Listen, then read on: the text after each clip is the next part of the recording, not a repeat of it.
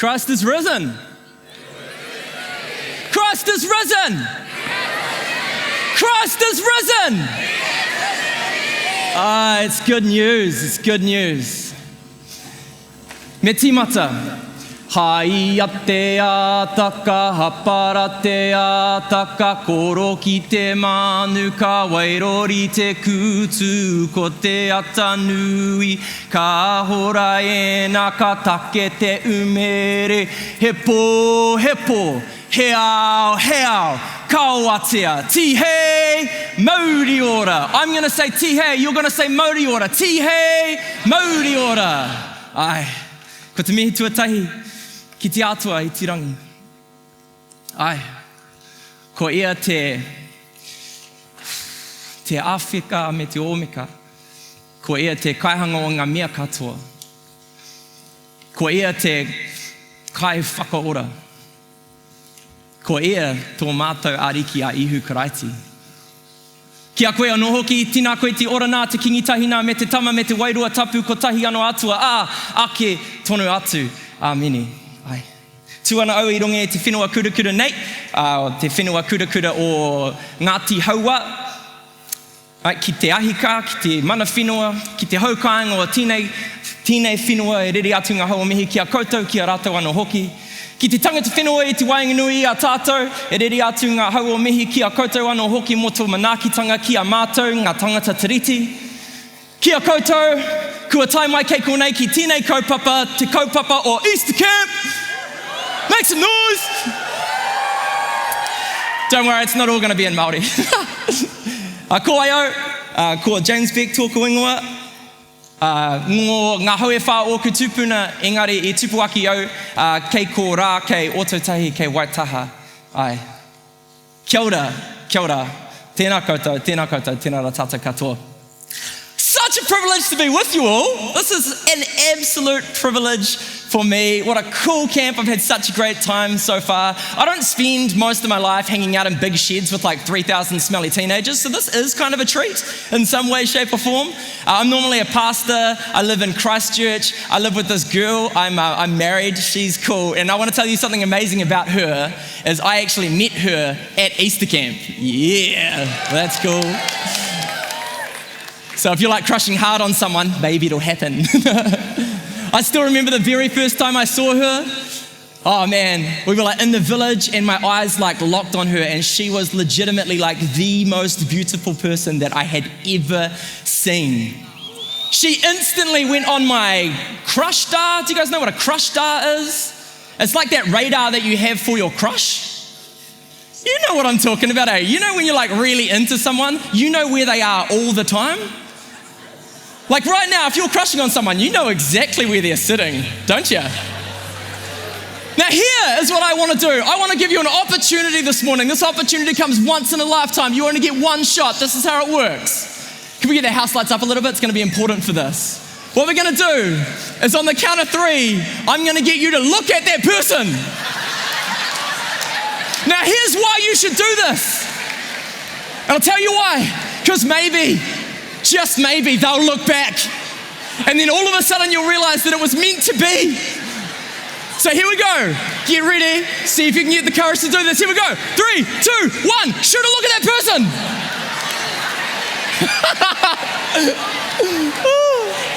It's so awkward, man. It's so funny, man. There was like a group of guys down here who all got coordinated. They were like, boys, who should we look at?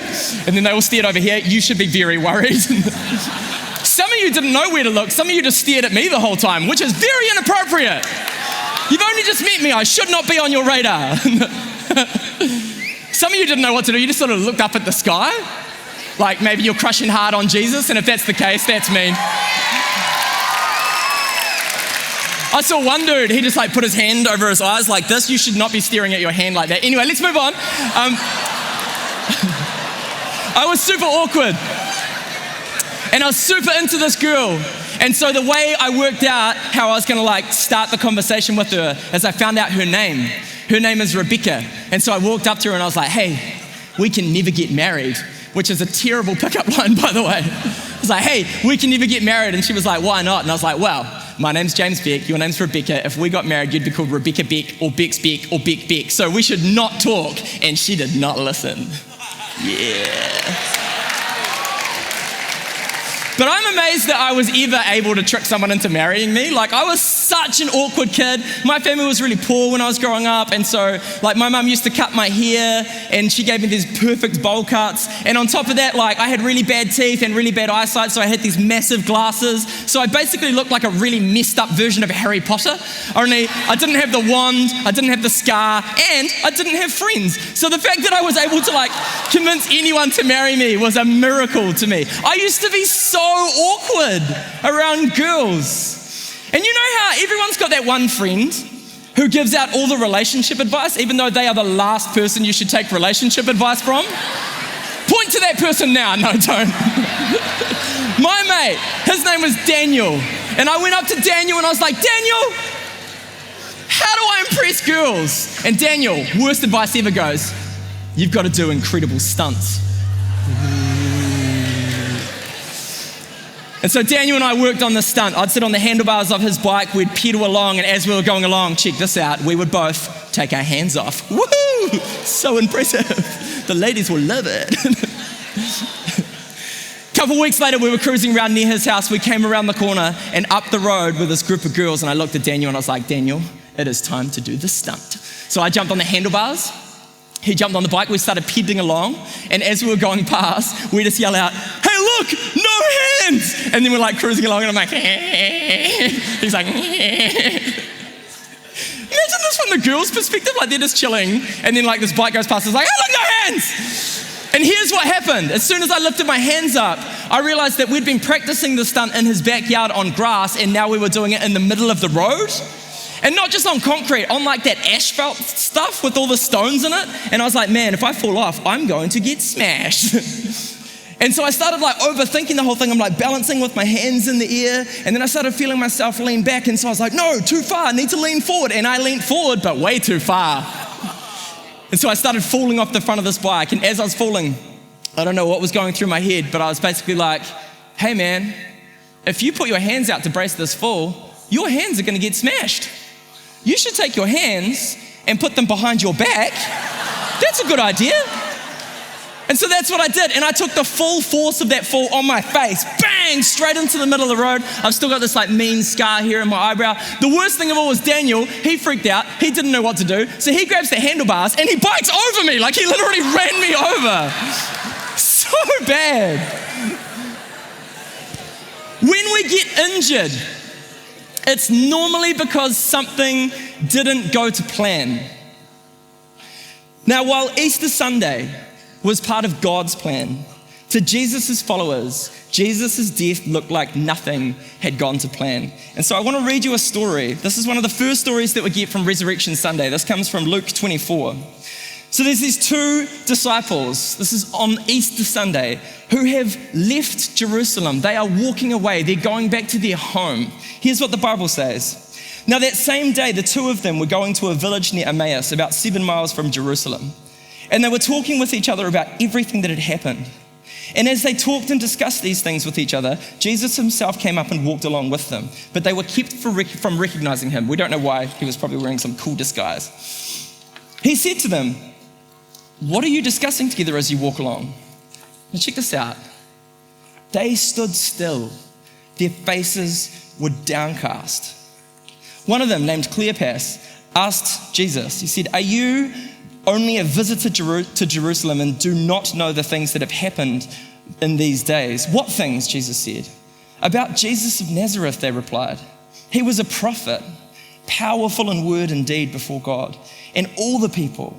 The chief priests and our rulers handed him over to be sentenced to death, and they crucified him. But we had hoped that he was the one who was going to redeem Israel. They had this hope that Jesus was going to liberate their people, that he was going to be the promised Messiah, that he was going to bring salvation to the people of Israel. But he was dead. And then they went on. In addition, some of our women amazed us. They went to the tomb early this morning, but they didn't find his body. They said they had seen a vision of an angel who said he was alive. Then some of our companions went to the tomb and found it just as the woman had said, but they did not see him. This is a story of Easter Sunday.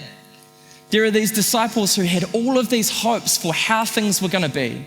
These hopes for what Jesus was going to do. These hopes for what their life was going to look like. And now Jesus was dead, and they've heard these rumors about this tomb, and they are confused, and they are sad, and they are lost. They had hoped that he was the one who was going to redeem Israel.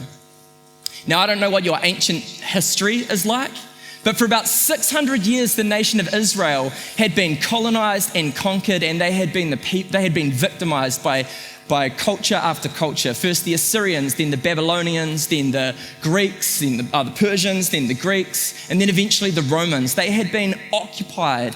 It had been so bad for them for so long. And yet in their scriptures, in the prophets, in the books of Moses, there were all these promises about this one who would come, who would be God's salvation, who would be Yeshua, who would be Jesus. Jesus literally means salvation. This one who would come, who would set the people free, who would liberate them, who would redeem them. And these people walking along on this road, they had put all their hope in the idea that this Jesus, who was powerful in word and deed, that this Jesus would be the one who would do it, and now he was dead.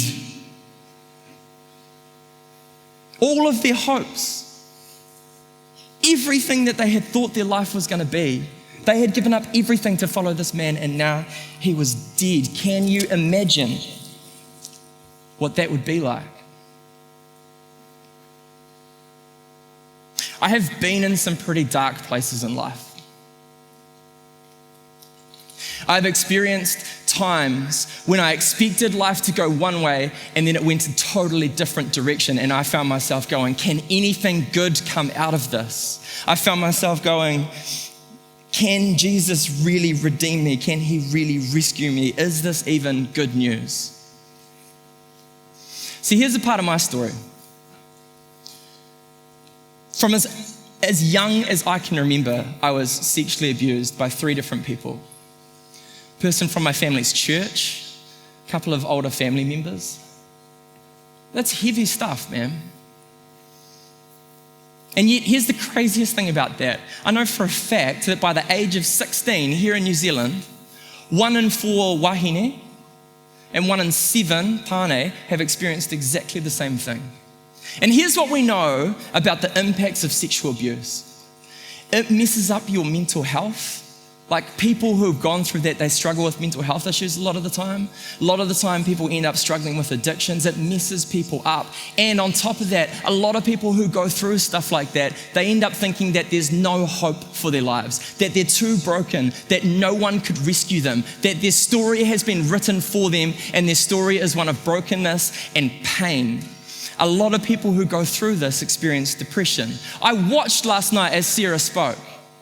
And I watched as she asked, stand up if you have felt hopeless. Stand up if you have felt depressed. Stand up if you have felt stuck. If you stood up, you know exactly how the disciples felt this day. You know exactly what it's like to go, can anything good come out of the brokenness that I've experienced in life? I've been in dark places. I know that lots of you have been in dark places. I know that lots of Jesus' followers experienced this, and it's the story that we see on the first day. The story that we see is these people who had lost hope and were returning home because they didn't know if Jesus could really rescue them. But the beautiful, beautiful part of this story is Jesus listens to their story, and then he starts to share his story. It says this: how foolish you are and how slow of heart to believe all the prophets had spoken. Did not the Christ have to suffer these things and enter glory? And then check this out. Beginning with Moses and all the prophets, he explained to them what was said in the scriptures concerning himself. Do you know what Jesus does? He breaks into our life and he tells us a different story. He breaks into our life and he goes, hey, you know how you feel hopeless and broken? Let me tell you a story where I tell you that there is hope and you are not broken. He comes into our life, not dead, but alive, resurrected, and offers resurrection and hope into our lives. That's why we come together at Easter and celebrate, because Jesus really is good news and hope for the world. So Jesus goes on to tell them a story that they've heard before, but a story that they haven't understood. And one of my favorite Dutch theologians, a guy called Henry Nouwen, he nails this when he's talking about the road to Emmaus. So let me read you a quote as I begin to wrap up here. They knew their story, but then Jesus started to tell them a different story about them and their own experiences. This is what it says. The difference lay in the storyteller. A stranger appearing from nowhere, yet one who somehow seemed closer to anyone who had ever told that story. He spoke of the loss, the grief, the guilt, the fear, the glimpses of hope, and the many unanswered questions that battled for their attention.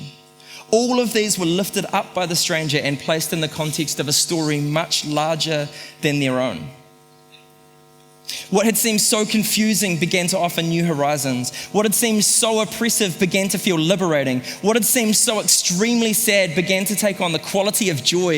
As he talked to them, they gradually came to know that their little lives weren't as little as they had thought, but part of a great mystery that not only embraced many generations, but stretched itself out from eternity to eternity. The stranger didn't say that there was no reason for sadness, but that their sadness was part of a larger sadness in which joy was hidden. The stranger didn't say that the death that they were mourning wasn't real, but that it was a death that inaugurated even more life, real life. The stranger didn't say that they hadn't lost a friend who had given them new courage and new hope, but that this loss would create the way to a relationship far beyond any friendship they had ever experienced. Never did the stranger deny what they had told them. To the contrary, he affirmed it as part of a much larger event in which they were allowed to play a unique part in the story. Christ is risen. He's risen indeed. Christ is risen. And because of that, your story, it might have been good, it might have been painful, you might feel hopeful, you might feel hopeless. Either way, your story gets wrapped up into the larger story of God rescuing all of us, of God rescuing the world. And we are invited to trust God and to find our meaning and our hope and our purpose in His story, and the story that He tells about who we are. No, even if that's different to the story that we've told ourselves. Sometimes what being saved means is aligning our own hearts with the truth that Jesus says about us and who we are. I remember being 15 years old and I was hurting. I was hurting bad. I was hopeless. I couldn't see the point in life. I was sitting in my bedroom and I had everything ready to die. And just as I was about to do it, Jesus' voice broke into my world. And He told me a different story. And it was a basic story. He said, don't do it. Because one day your brokenness will help others.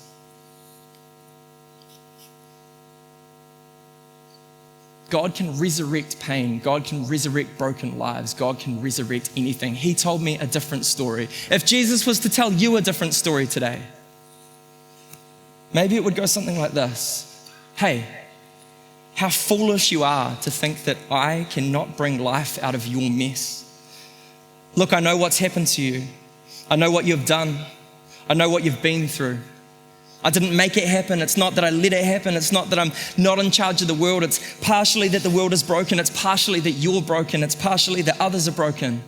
But like it says in my word, what man intended for evil, God intended for good. I know you feel disappointed, lost, hopeless, alone, stuck, trapped, like no matter how hard you try, you can't change. But trust me, you can bring your story and join it to my story, and you can experience resurrection.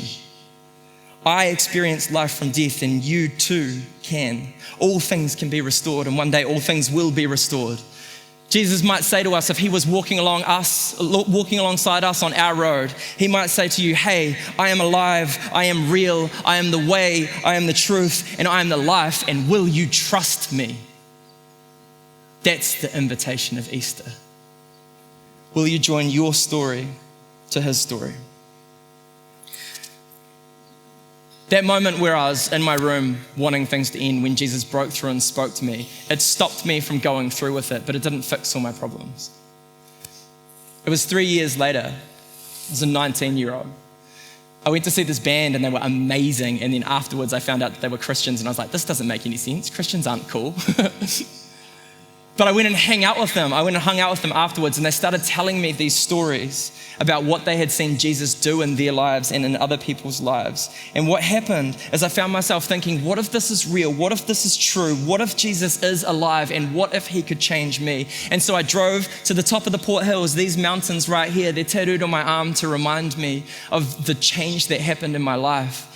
And I said, even though I didn't really believe in this, I said, Jesus, if you are alive and if you are real, I want you to change my life because it's broken. And his living presence flooded my body.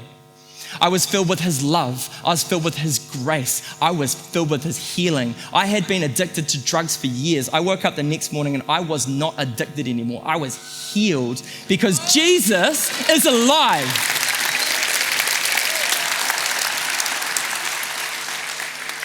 God did that for me and God can do that for all of us because Jesus isn't in the tomb. The tomb is empty. He is resurrected. He is alive. He brings hope. He brings restoration. He brings love. He brings healing into our lives if we are willing to trust him with our story. Because of the resurrection, there is hope. There is no situation, there is no mess, there is no brokenness that Jesus can't transform into hope for us and hope for our world. There is no story, there is nothing that can have happened to you or nothing that you can have done that can't be resurrected by the resurrection-powered love of Jesus. That's the good news of Easter. So let me finish with a story that explains exactly what it's like to experience this rescue and this resurrection, exactly what it's like to be set free. Because of everything that had happened in my life, I was a messy young person. I hated God. I did not believe that I could trust a God who had let all this stuff happen to me. And people get stuck on that question, but why did this happen? And it's an important question to wrestle with. But what I realized over time is there's a better question, which is how is God going to transform that and use that for good? What man intended for evil, God intended for good, and God can bring good out of any broken situation. So I was 19, I was a mess. I moved to this small town at the top of the South Island called Motueka. And I basically I ruined my life. I had a girlfriend, but I hooked up with heaps of other people in the town, which is a really terrible idea anywhere, but it's especially a bad idea in a small town. I started dealing drugs and I got into a heap of debt. I got into debt with I owed the mechanic, I owed the bakery, I owed this clothing store money, I owed my dealer money. And so what I decided to do was I decided to borrow some money off the people I was working for. It's just I didn't tell them that I was borrowing the money off them. The other word for that is stealing. And I got caught. And my life imploded around me. I was living in this small town where half of the town absolutely hated me, where my dealer was tracking me down because I owed him money, where I had all these debts around town and I just lost my job and I had no way to get home. I had no money. I had no friends. I was lost and alone. And so I got the courage and I picked up the phone and I called my parents and I said, Mum, Dad, I've made a mess of things. And I was expecting them to say, tough luck, son. This is the mess you made, you deal with it. Sometimes that's what we feel like God would say. That he's going to be angry with us for the stuff that we've done, or he's going to be angry with us for the stuff that's happened to us. That's not what God does, and that's not what my parents did. 7 hours later, they were there.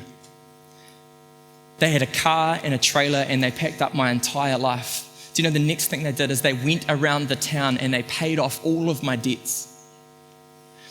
They gave me money to go and pay my dealer off so that he wouldn't track me down.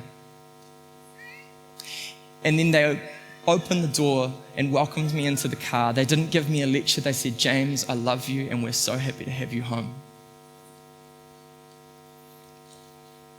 That is what Resurrection Sunday invites us all into. I often hear young people saying, I wish there was someone who cared about me that much. I wish there was someone who would show up for me. And let me tell you, two people that will always show up for you. There's one, we all know, his name's Jesus. Doesn't matter how bad it gets, you can always call on the name of Jesus and he will show up for you. It's not always how you expect it to happen, but he will. We can trust him. We can be honest with him. We can bring all of our life to him and he will resurrect it if we trust him. But then there's this other group of people who I just want to acknowledge because they are so incredible, and it's all of the youth leaders that are here. Oh, seriously, give them a massive round of applause. What they do is amazing.